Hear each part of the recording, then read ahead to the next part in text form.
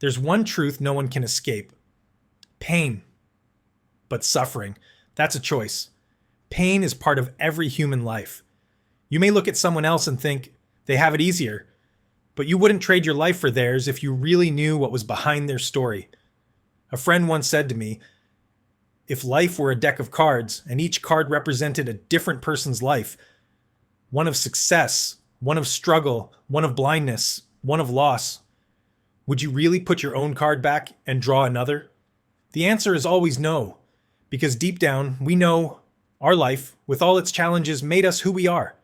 And the more we live, the more we learn that nothing can truly break us. You might feel broken, but you're not. Your body can break, your heart can ache, but your spirit, your soul, is unbreakable.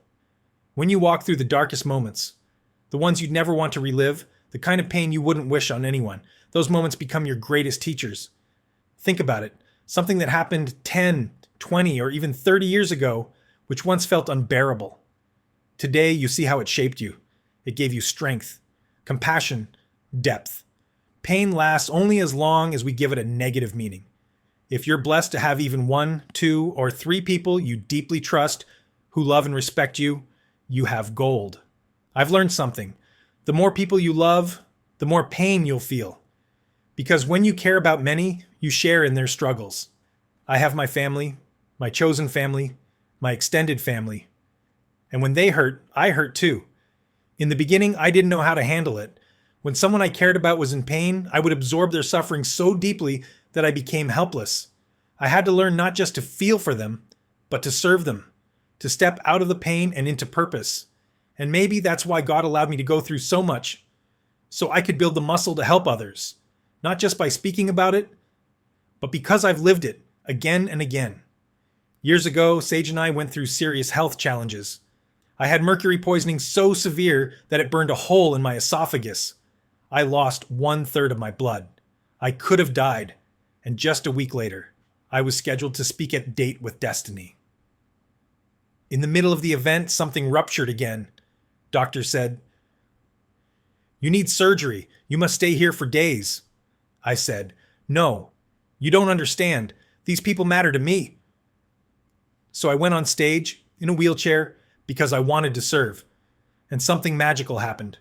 The people I served for years began to serve me. That's life. We're all here to lift each other. Pain takes many forms. Losing a pet, a loved one, a child. It's all loss. But nothing can truly destroy you. You may bend, you may fall, but you'll rise again because you're a spirit, you're eternal. When you connect with that truth, everything changes. And here's a key insight. You will hold on to your pain until you find something you value more than that pain. When Sage and I lost our dog of 16 years, we were devastated. But in time, we found love again in another puppy. The new love didn't erase the old one. It expanded our hearts. Pain begins to fade when you rediscover purpose. When people lose someone dear, say a child, the ones who heal are those who find a way to honor that love. Like the woman I met whose daughter was killed by a drunk driver. Her grief consumed her until she realized her 3 other children still needed her love. She chose to honor her lost daughter and founded Mothers Against Drunk Driving Med, saving millions of lives. That's the power of purpose. When your why becomes bigger than your pain, healing begins. Pain isn't permanent. It feels endless until you discover what you value more. For me, I found a global solution.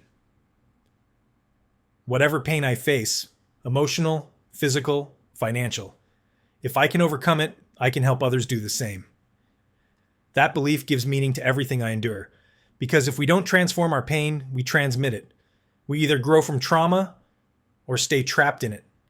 Even when I was told I had a brain tumor at 32, facing surgery, facing death, I had to ask, how can I use this? That experience birthed my discovery of the 6 human needs. In my fear and uncertainty, clarity came pouring through me. Literally, as I stood in the shower in the south of France, writing with water dripping down the page. Everything, even pain, is a gift. But it's our job to find the gift within it. You'll always feel pain, but suffering, that's optional. You can't avoid pain, but you can choose meaning. And when you do, That's when pain transforms into power.